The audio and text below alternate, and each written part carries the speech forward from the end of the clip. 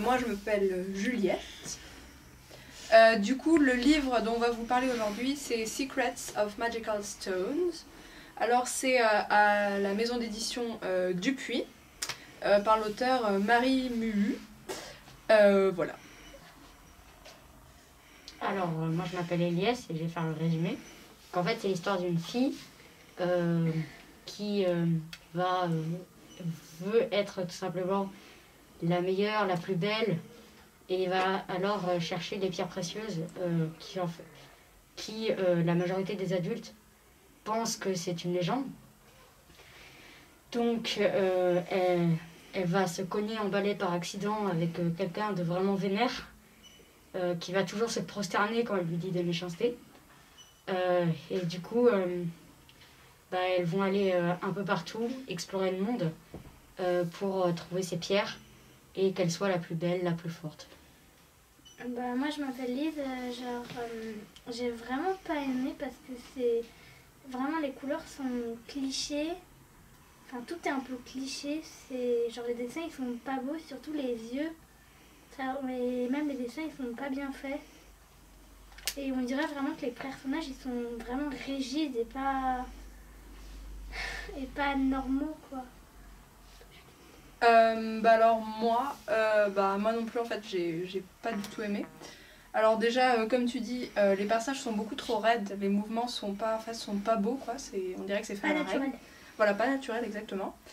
Et puis j'ai pas non plus aimé le fait de l'héroïne maladroite, enfin ça c'est vu des milliers de fois quoi. L'héroïne qui est maladroite, un peu rêveuse mais qui est super sympa, et puis évidemment elle rencontrera la fille acariâtre et qui sera évidemment, enfin qui aura une famille très riche, et puis elle est associée à son nom de famille et elle veut faire honneur à sa famille. Pourquoi alors ça je sais pas.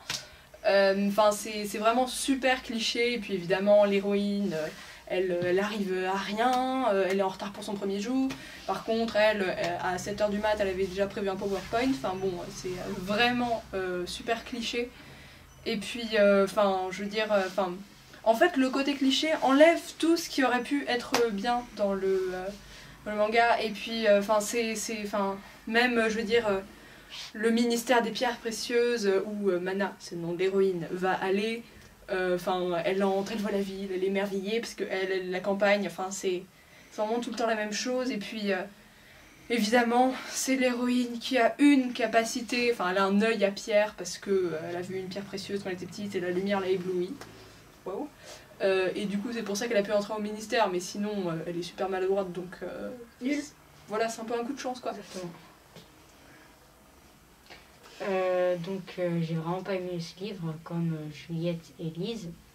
Ce que je peux dire positif, c'est que le 2 est un peu moins cliché, mais comme tu dis, même la couleur des cheveux va avec les personnages, et en fait c'est toujours pareil.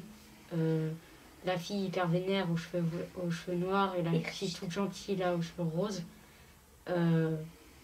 C'est pareil, et voilà, c'est vraiment pas un beau succès je trouve.